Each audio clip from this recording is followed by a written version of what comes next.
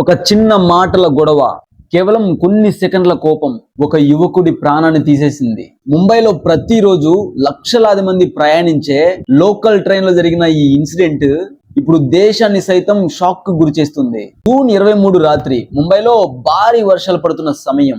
ముంబైలోని church gate నుంచి నలాసోపారా వెళ్తున్న ఫాస్ట్ లోకల్ ట్రైన్ తన ప్రయాణాన్ని తను కొనసాగిస్తుంది. అయితే అదే ట్రైన్ లో ఫస్ట్ క్లాస్ కోచ్ లో అయితే ప్రయాణిస్తున్నాడు ఈ 22 ఏళ్ల మయాంక్ లోహర్. ఈ కేసులో అతి కిరాతంగా చంపబడింది ఇతనే. అతను అంధేరిలోని ఒక ప్రైవేట్ స్టోర్ లో పనిచేస్తూ ప్రతి రోజు లాగానే తన ఇంటికి తాను వెళ్తున్నాడు. అతని కుటుంబం అతని కోసం ఇంటి దగ్గర ఎదురు చూస్తూ ఉంటుంది. కానీ ఆ రోజు అతని జీవితంలో అదే చివరి ప్రయాణంగా మారిపోతుందని ఎవ్వరు ఊహించనుండారు. ట్రైన్ అంధేరి దాటి ముందుకు వెళ్తుంది. బయట చూస్తేనేమో భారీ వర్షం. ఆ బయట వర్షపు నీళ్లు ఆ కోచ్ లోపలికి, ఆ ట్రైన్ లోపలికి వస్తుండడంతో అందులోని కొందరు ప్యాసింజర్స్ ఆ డోర్ ని క్లోజ్ చేయాలి అనేసి కోరారు. ఇక్కడ వరకు కూడా అంతా బానే ఉంది. అయితే అక్కడే మరొక వ్యక్తి ఆ డోర్ ని అలానే తెరిచి ఉంచాలి అనేసి అనుకుంటూ ఉన్నాడు. ఇక్కడే వీళ్ళ గొడవ అయితే స్టార్ట్ అయింది. ఆ డోర్ ని మూసేయండి అనేసి మయాంక్ కూడా చెప్పాడు. ఎందుకంటే అక్కడ చుట్టూ ఉన్న వాళ్ళందరూ కూడా మూసేయమనే కోరుకున్నారు. కానీ మయాంక్ అతనితో నేరుగా చెప్పడంతో ఆ మాటలు ఎదుటి వ్యక్తికి ఒక అనుమానంగా అయితే తీసుకున్నాడు. ఇలా ఈ విధంగా వాళ్ళిద్దరి మధ్య గొడవ అనేది మొదలైంది అనేసి అక్కడున్న పోలీసులు అయితే చెప్తున్నారు. మొదట వాళ్ళిద్దరికి కూడా మాటల యుద్ధం అయితే జరిగింది. ఆ తర్వాత ఇద్దరి మధ్య ఈ వాగ్వాదం మరింత పెరుగుతూ వస్తుంది.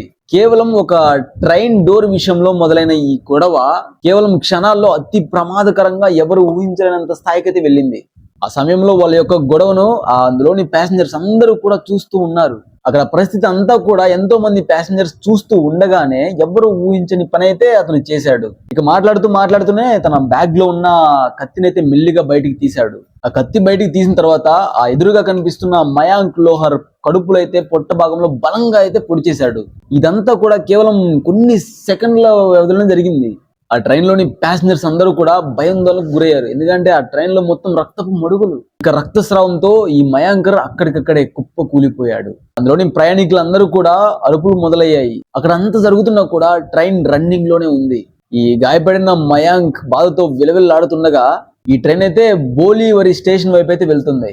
అక్కడికి చేరుకునే లోపే ఎవరైతే నిందితులు ఉన్నారో ఆ ట్రైన్ ఆగక ముందే అక్కడ నుంచి దూకి పారిపోయాడు. ఇక ఆ ట్రైన్ బోరీవలి స్టేషన్ దగ్గరికి చేరుకున్న తర్వాత వెంటనే అక్కడున్న రైల్వే పోలీసులు, ఆర్పిఎఫ్ సిబ్బంది అందరూ కూడా అక్కడికి చేరుకున్నారు. వెంటనే ఈ మయాంక్ ను తీసి వెంటనే హాస్పిటల్ కి అయితే తరలించారు. ఆ డాక్టర్స్, వైద్యులు అందరూ కూడా ఎంత ప్రయత్నించినా సరే ఈ మయాంక్ ని కాపాడలేకపోయారు. ఇక ట్రీట్మెంట్ తీసుకుంటూనే మయాంక్ అయితే మరణించాడు.